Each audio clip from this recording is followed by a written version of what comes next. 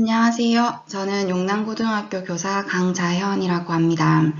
오늘은 저희 학교의 사전기획 보고서가 작성되었던 과정을 공유하려고 영상을 한번 만들어 보았습니다.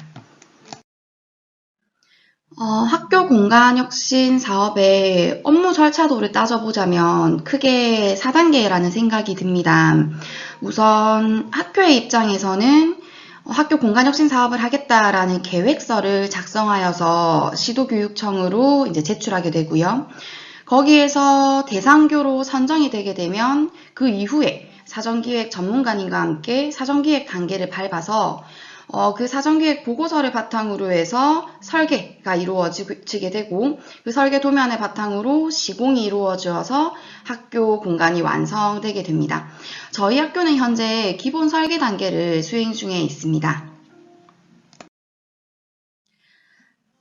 저희 학교는 2019년도 상반기에 학교 단위 공간혁신 사업을 신청하였고요. 이 슬라이드의 내용은 그 당시에 저희 학교가 신청한 계획서의 내용을 일부 이제 발췌한 부분입니다. 보시면 공간 특화 활용 방안 및 운영 방안으로 고교 학점제에 대비한 학년 혼합형 클러스터, 그리고 미디어 스페이스의 공간, 그리고 기능의 통합과 공유, 블라블라블라 해가지고 잘 써놨고요. 그리고 옆에 보시면 개념도까지 이런 형태의 클러스터가 우리는 필요하다, 이런 공간을 기획하겠다라는 내용을 계획서로 작성을 했는데 우리 학교 계획서 이렇게 짱짱하게 잘 썼다, 이 말을 드리려고 이 슬라이드를 가지고 온 게 아니라요. 뭐 이제는 말할 수 있다의 뭐 그런 버전인데, 사실 저희 학교가 계획서를 쓸 때 계획서의 상당 부분 내용이 바로 요 책에서 뺏기다 라고 하면 좀 과하지만 거의 가지고 오다시피 한 내용들입니다. 여기 이제 일본의 시민중학교가 공간혁신 사업을 수행하는 과정을 담았고, 시민중학교가 공간을 어떻게 활용하는지에 대해서 자세하게 적혀 있는 책인데, 이 책의 내용을 굉장히 많이 참고해서 계획서를 작성했습니다. 이 말씀을 드리는 이유가 무엇이냐면, 사전기획을 담당하시는 건축가님께 드리고 싶은 말이 있기 때문인데요. 대부분의 학교들은 이 사업 신청을 위해서, 그리고 사업에 선정되기 위해서 다른 학교의 사례, 다른 학교의 계획서를 우선 참고합니다. 거의 뭐 베끼는 경우도 있고요. 그리고 사업이 선정이 되게 되면 그리고 나서 이제 생각을 하는 거죠. 누군가 우리 학교를 도와주겠지, 이게 어떻게든 사업이 되겠지, 우선은 선정되고 보자 라고 생각을 하고 있을 확률이 굉장히 높다라는 사실입니다.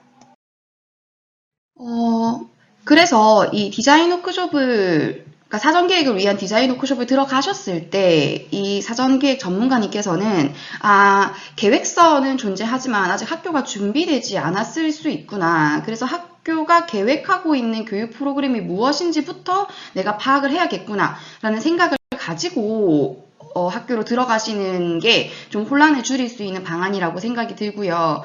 그리고 또한 이제 이 시기, 사업에 당선이 되고 나서 사전 기획을 기다리고 있는 요 시기에 사업을 담당하고 있는 학교의 업무 담당자님께서는 반드시 관리자 선생님, 그리고 교육과정과 교육 연구 프로그램을 담당하시는 선생님들과 소규모의 TF팀을 구성할 필요가 있다라는 생각이 듭니다. 그리고 사전기획 담당자가 학교에 왔을 때 이런 학교가 바라는 교육 비전, 꼭 비전까지는 없더라도 우리 학교는 이런 프로그램을 운영을 하겠다, 이런 교육과정을 운영하겠다 라는 그런 기획안을 사전기획관님에게 제시해 줄 필요가 있습니다. 만약 학교가 처음에 제출한 제출 계획서가 정말 완벽하고 우리는 이 계획서 그대로 기획을 해야 한다라고 한다면 이 단계가 생략되어도 상관없습니다만 보통 우리는 이 부분이 빠져 있는 경우가 되게 많습니다. 그리고 저희 학교는 이런 교육 프로그램의 운영 계획과 이런 공간의 구성에 대한 확신이 조금 부족한 상황에서 사전기획관님을 만나게 되었습니다. 사전기획을 위한 디자인 워크숍에서 저희 이제 사전기획관 소장님이랑 처음으로 만났을 때 그때의 기억을 더듬어 보면 좀 요로한 느낌이었습니다.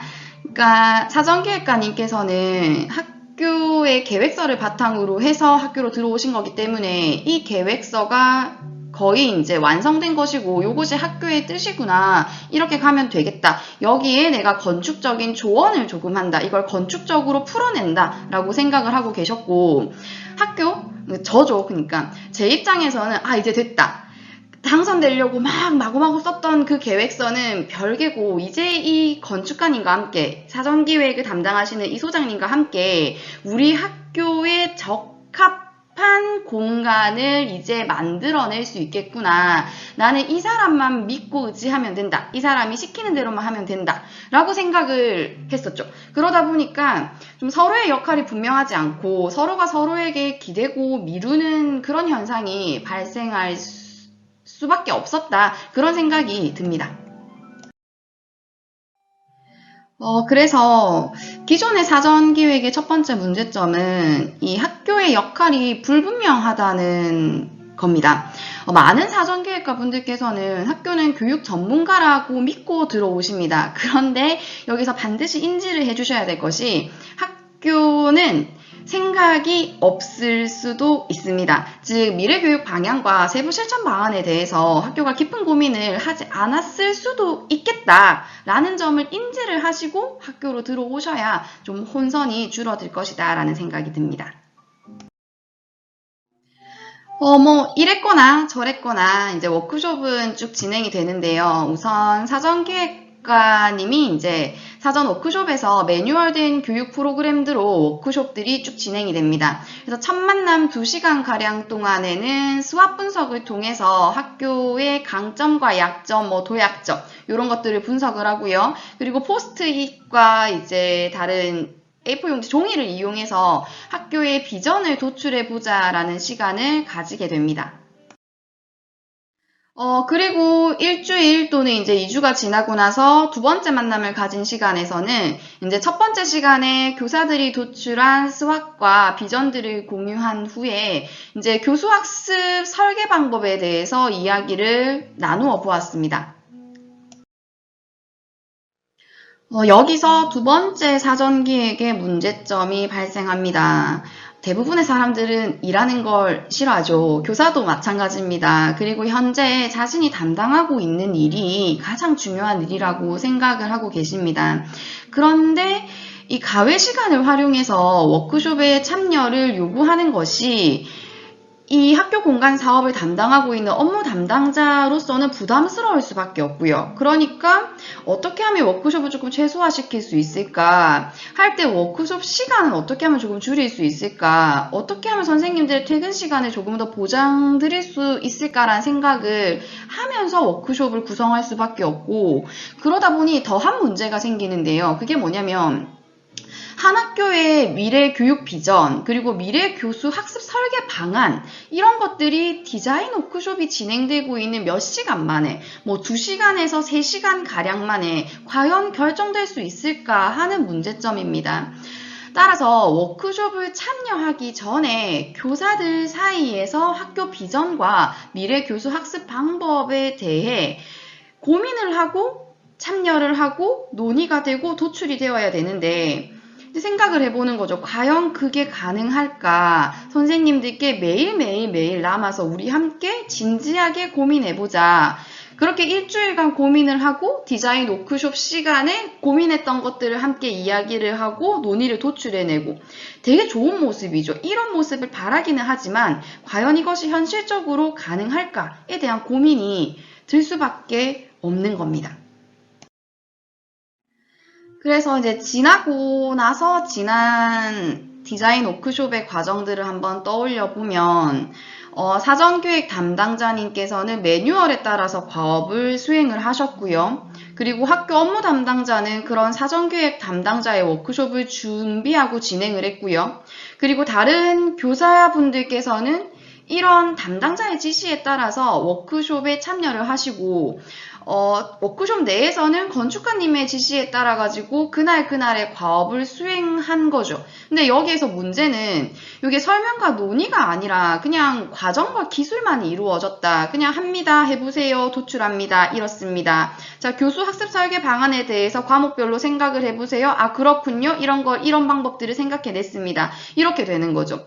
그러다 보니까 논의라기보다는 이제 기술 그리고 과정만이 존재하는 문제가 발생을 합니다. 즉 교사들의 의견 제시를 위한 논의점을 누군가는 미리 안내를 하고 워크숍 논의 내용을 재정리를 하고 요약하고 그걸 다시 공유하고 하는 과정들이 워크숍과 워크숍 사이사이에 이제 끼워져 있어야 되는 거죠.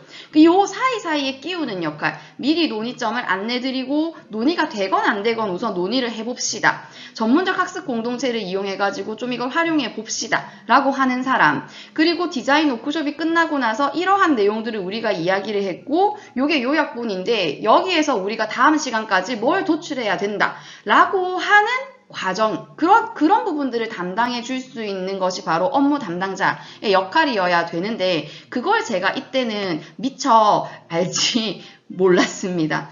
그래서 모르고 이제 워크숍을 진행하게 되면 어떤 결과가 나타나게 되는지를 보여드리겠습니다. 되게 뭔가 찜찜한 마음을 가지고 그래도 소장님이 이 문제들을 해결해 주시겠지, 우리 학교에 적합한 공간을 만들어 주시겠지 라고 생각을 했습니다. 즉 전문가를 전적으로 의지하고 시키는 대로 하면 된다 이렇게 생각을 했어요. 근데 사전기획과는 이제 매뉴얼대로 업무를 수행해 주셨고요. 요 세 번째로 만난 시간에서는 이제 공간 면적 전체를 도출하고 그 면적 전체를 바탕으로 해서 이제 기획서를 작성을 하셔야 되기 때문에 면적을 도출하고, 그리고 이제 온라인 인사이트 투어를 통해서 여러 가지 다양한 건축물들을 보면서 요런 디자인 패턴을 도출하는 시간이 세 번째 시간으로 계획되어 있었습니다. 근데 여기서 문제가 생겼는데요. 지금 화면 슬라이드에 나오고 있는 요 학교 공간혁신 사업 신청 시 스페이스 프로그램에 나와 있는 요 면적들은 그냥 사업 신청서를 위해서 면적을 맞추려고 도출해낸 것이었지 전 여기서 충분히 변화가 될 수 있을 거라고 생각을 했거든요. 근데 사전기획관님은 아까도 말씀드렸지만 이 계획서를 믿고 학교로 들어온다 라고 이야기를 드렸잖아요. 그러니까 요렇게 간다라고 생각을 하신 거예요. 그래서 요렇게 이제 요 화면을 띄워드리면서 선생님들 이렇게 선생님들이 이제 공간 구성을 그리고 면적을 도출해 주셨는데 근데 여기 학생 휴게 공간이 없어요. 어떻게 할 거예요? 별도의 영어 교실은 필요 없나요? 뭐 요게 미래학교 용남의 건물이 맞나요? 그러면서 요렇게 될 경우에는 뭐 요렇게 실이 요렇게 나오는데 뭐 기술실 이거 꼭 필요한 거 맞아요? 이런 식으로 이야기가 되는 거죠.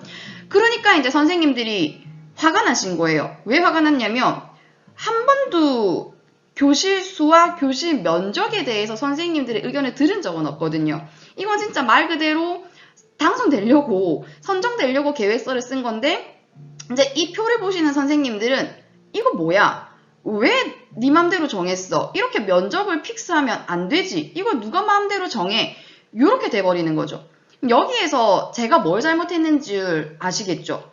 이 계획서를 선생님들과 공유를 했어요. 공유를 했는데 그냥 파일만 드렸어요. 파일 드리고 이렇게 계획서를 제출해서 당선이 됐습니다. 라고만 이야기를 드렸지 여기에 나와 있는 실수와 실면적의 의미에 대해서 선생님들에게 안내를 드리지 않았고 당연히 이 부분은 제가 한 게 아니거든요. 실면적이 어떻게 구성이 되고 저는 교실 한 칸이 67.5m 제곱이라는 것도 이후에 알았습니다. 그래서 요 계획서에 대한 숙지가 학교 스스로가, 그러니까 본인 담당자 스스로가 잘 되어 있지 않으니까 이런 문제점이 생기는 거죠. 그래서 뭐 갑자기 이렇게 배치를 하라고 하니까 선생님들이 이제 스톱을 외친 거죠. 잠깐만, 이거 이렇게 할 거 아니야. 이거 마음대로 네가 정하면 안 되는 거야. 다 같이 정해야 되는 거야. 라는 생각을 하시게 된 거죠. 그래서 이제 요 단계에서 반응은 크게 두 가지라는 생각이 드는데요. 저희 학교처럼 이게 뭐야? 우리 실이 왜 저렇게 작아? 기술과정실은 왜 저렇게 커? 이렇게 하면서 이제 실 경쟁이 시작이 되던가 아니면은 뭐 이래도 좋고 저래도 좋지요. 뭐 새로 지어진다고 하는데 어떻게든 좋겠지요. 라고 마음대로 구성하십시오. 하고 흘러가거나 두 가지라고 생각을 합니다. 다행스럽게도 저희 학교는 이때 이제 스톱을 외쳤고요. 근데 솔직하게 말하면 이때 너무 힘들어가지고 이때 진짜 사업 때려치우고 싶었거든요.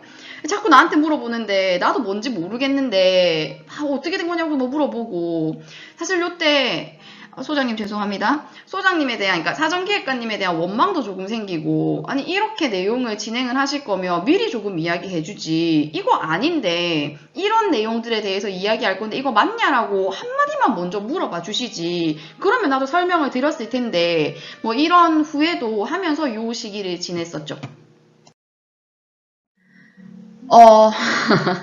그리고 저는 이 단계에서 이제 도약을 합니다. 그래서 이렇게 망할 수는 없다. 사업을 진행하려면 결국에는 내가 내용을 완전하게 파악을 해야 되겠구나. 라는 생각을 하게 됩니다. 그리고 이제 필요한 저의 역할을 찾는데요. 학교의 요구를 정리해서 사전기획가에게 전달한다가 바로 저의 역할이다. 라는 생각을 가지게 되었고, 지나고 나서 이제 이렇게 생각을 해보니까 워크숍이 이렇게 찜찜하게 진행되었던 이유가 모르기 때문이다라는 이유가 굉장히 컸다는 생각이 듭니다.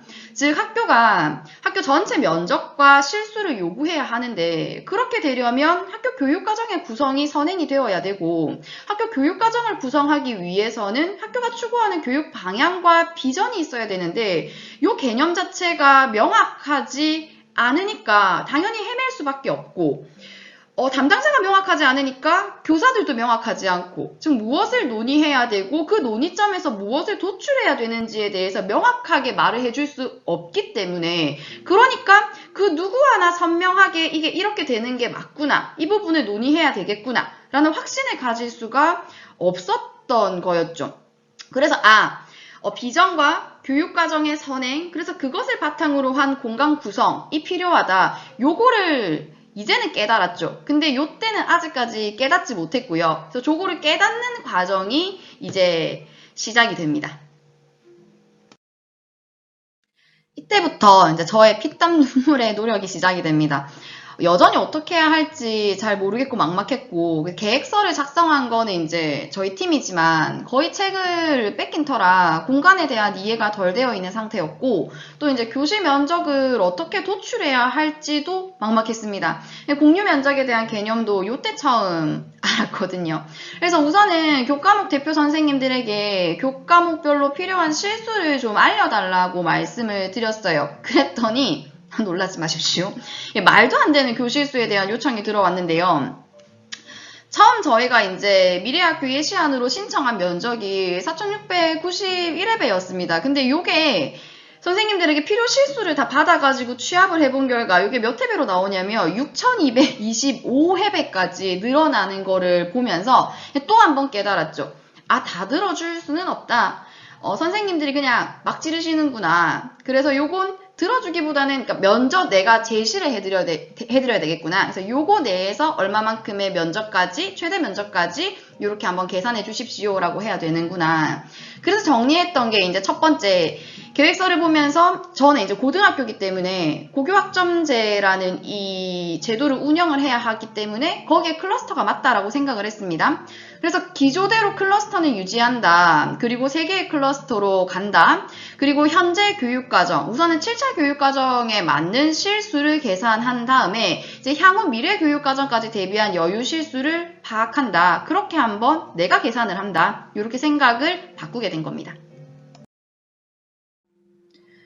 그래서 이제 보시다시피 이제 정리를 한 슬라이드인데요. 이제 7차 교육과정에서 요구되는 실수와 이제 현재 학교 교육과정상 과목별, 학년별 필요한 실수를 계산했고, 그리고 이제 애초에 제출했던 이제 계획서에서 살릴 부분과 죽일 부분을 나누어서 학교 컨셉을 명확하게 잡는 과정을 수행을 했습니다. 그리고 이제 필요 면적을 고정시켜 버렸습니다.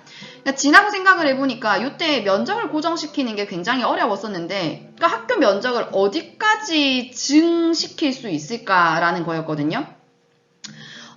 그래서 이렇게 학교별 면적의 최대치를 제시해주는 역할이 필요했습니다. 그러니까 니네 학교는 요 면적 내에서만 생각해봐라. 근데 이제 이 부분은 이제 각 시도교육청에서 미래교사 면적을 제시해주고 있는 걸로 알고 있습니다.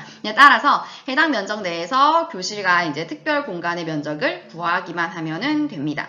그래서 요 슬라이드는 그렇게 해가지고 이제 마지막 워크숍을 남겨놓고 있는 상태였기 때문에 요렇게 덩어리가 됐고 이제 밑에 좀 잘리긴 했는데 요런 식으로 해가지고 면적이 고정됐다. 그리고 우리가 다음번 워크숍을 할 때 뭘 할 거냐면 요걸 소장님께서 면적을 블럭으로 잘라 오실 거고 이렇게 잘라온 블럭을 가지고서 학교 교사를 어떻게 배치시키는 것이 효율적인지에 대한 과정을 가질 것이다 라고 미리 선생님들께 이제 안내를 드린 거죠. 그러니까 선생님들은 요렇게 됐구나, 요렇게 고정이 되었고 다음 시간에 요거를 하겠구나 라는 생각을 가지고 이제 워크숍에 참여하시게 된 겁니다.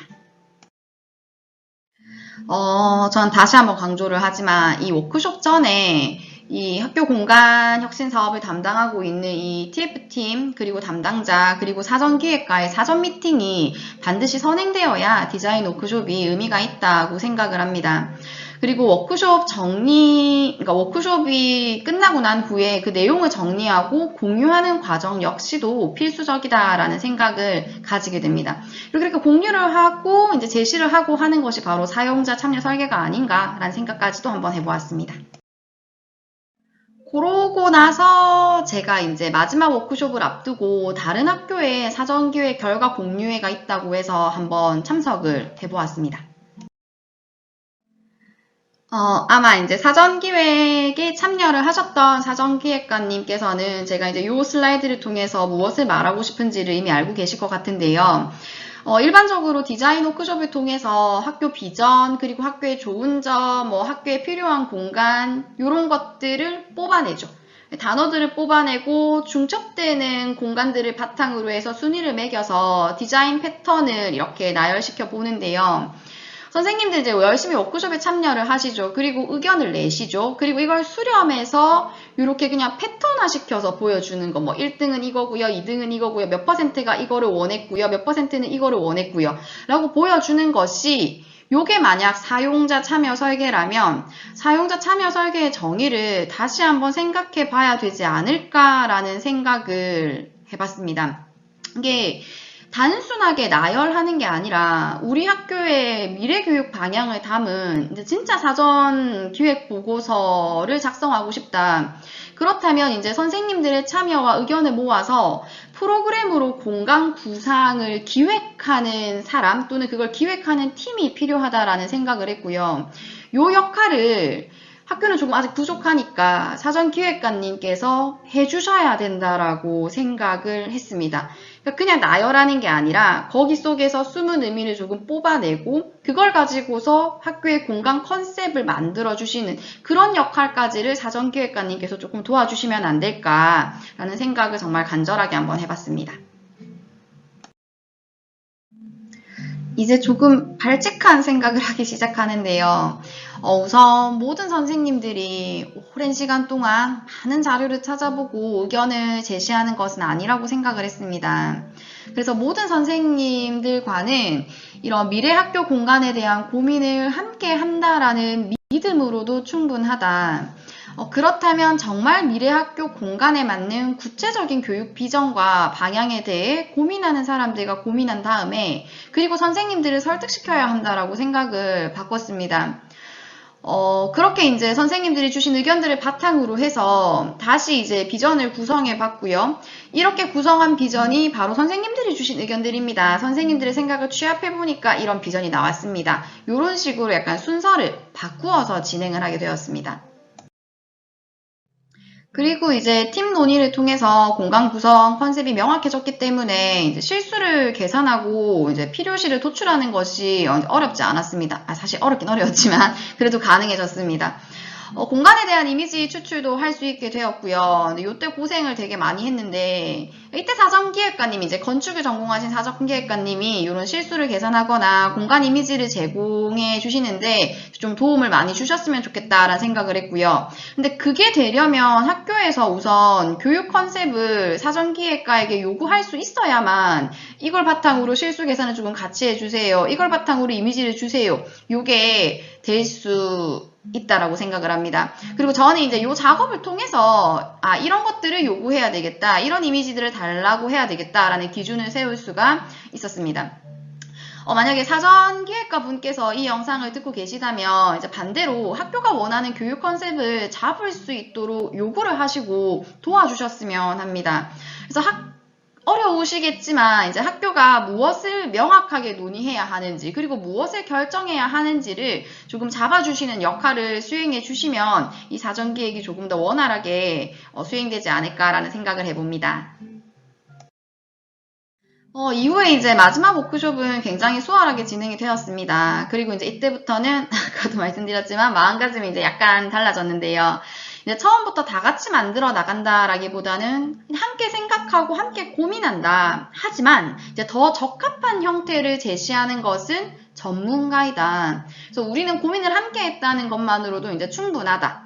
그리고 학교가 놓칠 수 없는 마지노선을 전문가에게 제시한다. 그래서 이것이 사용자로서 교사의 참여 설계의 수준이어야 한다라는 생각을 했습니다. 이게 사업을 진행하다 보니까 이제 일부 선생님들께서는 왜 내가 말하는 대로 공간을 설계해주지 않느냐. 나는 저런 공간을 구상한 적이 없다라고 하시는 분들이 계시는데요. 이게 처음에 이제 사용자 참여 설계에 대한 설명을 드릴 때 우리가 다 같이 만들어 나가는 사업이다라고 설명을 드렸기 때문이라고 생각을 합니다. 근데 이게 사업을 진행하면 진행할수록 이게 모두가 많은 시간을 할애해서 고민을 해서 참여하지도 않을 뿐더러 그리고 이제 모두의 만족을 가지고 올 수 있는 기회가는 존재하지 않는다라는 것을 알게 되었습니다. 때로는 이제 전문가의 의견이 훨씬 더 중요하고 맞을 때가 있다라는 생각을 한 겁니다. 네, 그래서 이제 그 이후에도 이제 저희 학교 공간 혁신 사업을 이렇게 수행하는 팀, 그리고 이제 건축소장님, 사전기획관님, 이렇게 이제 소규모 팀 회의를 통해서 이제 비전을 확실하게 하고 컨셉트를 만들어내고, 그리고 이제 면접과 이제 층수들을 이렇게 이런 식으로 이제 가안을 만들어 보고, 그리고 나서 이제 선생님들께는 뭐라고 설명을 드렸냐면 선생님들께서 주신 의견들을 다 취합을 해보니까 이런 게 나와서 이렇게 한번 기획서를 마련해 보려고 한다라고 설명을 드린 거죠. 물론 취합한 것이 맞기도 맞고요. 근데 그 취합을 하는 과정을 굳이 전 교사와 함께 할 필요는 없다라는 생각을 한 겁니다. 그래서 이렇게 정리를 해서 그냥 공유하는 형태로 이렇게 제시를 드렸습니다. 이 사전기획의 방향은 크게 두 가지인 것 같습니다. 그래서 이제 저희 학교의 사전기획 보고서가 참고용으로 많이 사용된다는 것은 이제 다른 학교의 기획서가 이제 두 번째 방향. 그러니까 사전기획과가 진행하는 것은 이제 보조하는 역할을 수행하고 그냥 리스트업에 만족하는 이런 식으로 진행되고 있기 때문이라는 생각이 드는데요.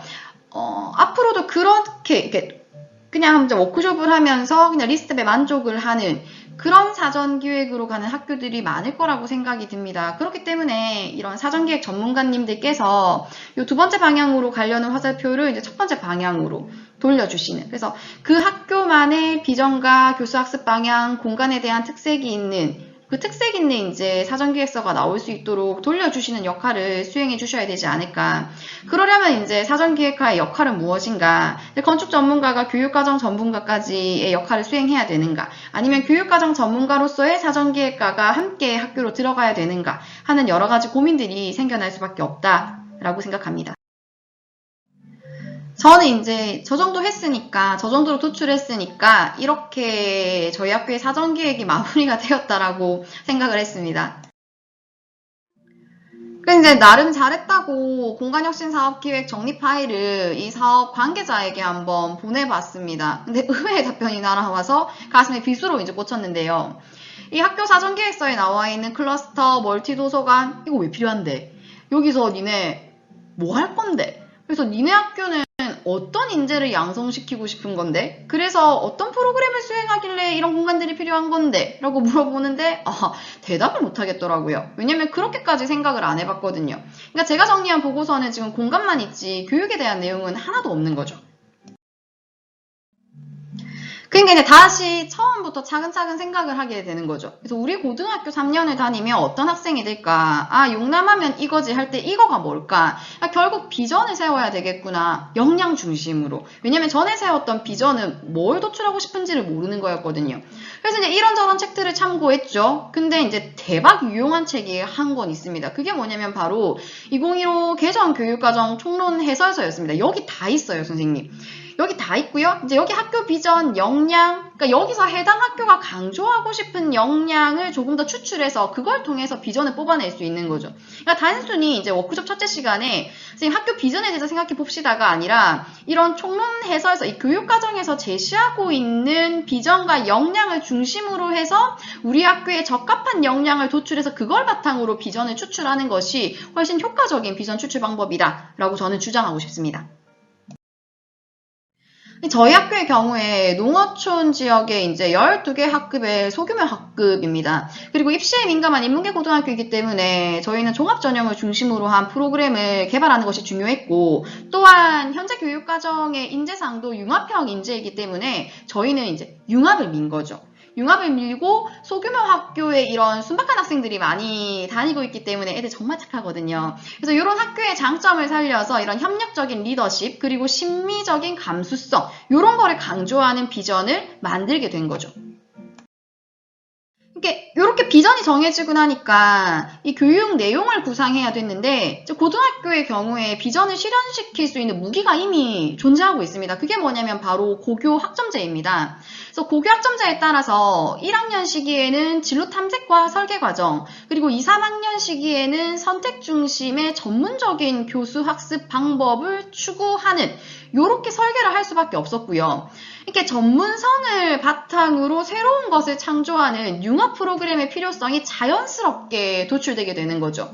그리고 이런 교육 프로그램을 운영하기 위한 공간 설계로서 이 교과 교실제 형태의 클러스터, 그리고 학습 공유 공간, 그리고 융합 프로그램을 운영할 수 있는 멀티 도서관의 필요성이 자연스럽게 도출될 수밖에 없었습니다. 그리고 또한 학습자 중심의 수업 설계 전환과 전문적 학습 공동체의 운영이 필수적인 요소로 자리 잡게 되는 겁니다. 그래서 이제 정리하자면 융합형 인재 양성을 위한 고교 학점제의 내실 있는 운영, 그리고 그 운영을 위한 진로 진학 프로그램의 운영, 그리고 이제 선택 능력을 키워주는 이제 프로그램의 운영, 그리고 이제 교과 교실제를 접목한 교과 군별 클러스터의 형성, 그리고 멘토링 중심의 학생 지도. 그리고 이제 이런 융합 능력을 키워주기 위한 이제 융합 학습, 융합 스팀 프로그램의 운영이 바로 학교의 교육 특색 프로그램으로 이제 구상하게 된 겁니다. 그러니까 이렇게 이제 교육 방향과 프로그램이 정해지다 보니까 이제 공간이 제대로 보였습니다. 소가 뒷걸음 치다가 지를 잡은 건지 원래부터 지를 잡을 거였는지 확실하진 않지만 이 교과 교실제 및 통합적 용도의 공유 공간을 포함한 클러스터형 공간 구조가 미래 학교 교육과정 방향에 굉장히 적합하다라는 생각을 했습니다. 이제 왜 이 공간이 필요한가에 대한 이유를 찾게 된 겁니다. 그래서 클러스터 공간은 이렇게 보시면 이제 교과 교실제 형태로 교실들이 모여 있으면서도 내용을 같이 공유할 수 있는 공유 공간과 그리고 교원들이 머무를 수 있는 교원 스테이션의 구성. 그래서 뭐 이런 식으로 개념도도 한번 찾아봤고요. 이제 외국의 이미지 파일도 한번 찾아봤고요.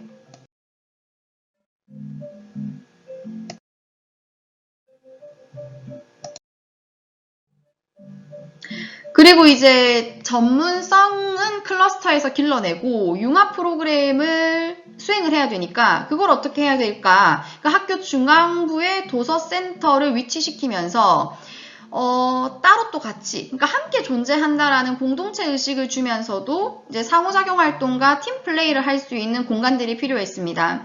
그래서 우리는 이제 클러스터와 더불어서 도서관이 학교의 핵심 영역이 되어야 하며 이런 도서관은 다기능을 포함한 공간이어야 한다라고 기획하게 되는 거죠. 이제 그래서 사전기획관님에게 우린 이런 형태의 도서관이었으면 좋겠어요. 멀티 형태의 도서관 한번 이미지 뭐 이런 것들이 도서관 내부에 포함되어 있어야 합니다. 저희는 이런 수업이 중요하거든요. 그래서 이렇게 이제 저희 학교의 미래교육 방향이 사전기획이 되었으며 현재 저희 학교는 미래교육을 위한 새로운 도약을 준비하고 있습니다. 공간혁신을 통한 교육혁신과 미래교육을 위한 사전기획에 대한 저의 제언은 이제 역할을 분담해야 한다라는 것입니다. 그러니까 학교는 반드시 미래교육에 대한 논의가 사전적으로 이루어져야 됩니다. 그래서 이것이 힘들면 이 부분을 도와주는 전문가가 필요합니다. 그리고 이것을 건축용어로 표현해줄 전문가도 필요합니다. 또 예산 부분을 조정해줄 수 있는 교육청 관계자도 필요합니다.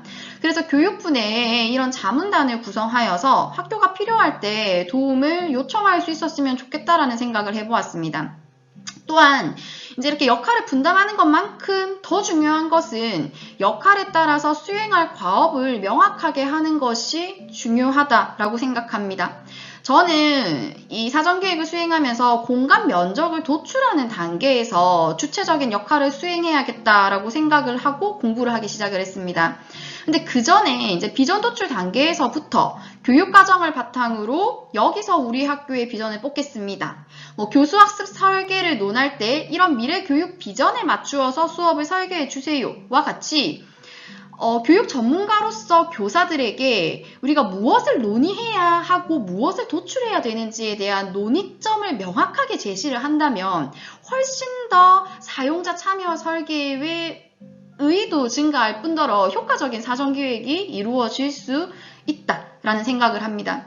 근데 이 논의점을 명확하게 제시하는 과정에서 업무 담당자는 어려움이 따를 수밖에 없습니다. 이때 교육과정 전문가, 건축 전문가, 예산 전문가가 이런 자문단의 형태로 도와줄 준비가 되어 있다면 학교 입장에서는 사업을 진행하기가 굉장히 용이할 것 같습니다. 오늘보다 더 나은 미래 교육을 만들기 위해서 노력하시는 여러 교육 관계자분들께 존경하는 마음을 가지면서 영상을 마무리할까 합니다. 끝까지 들어주셔서 감사합니다.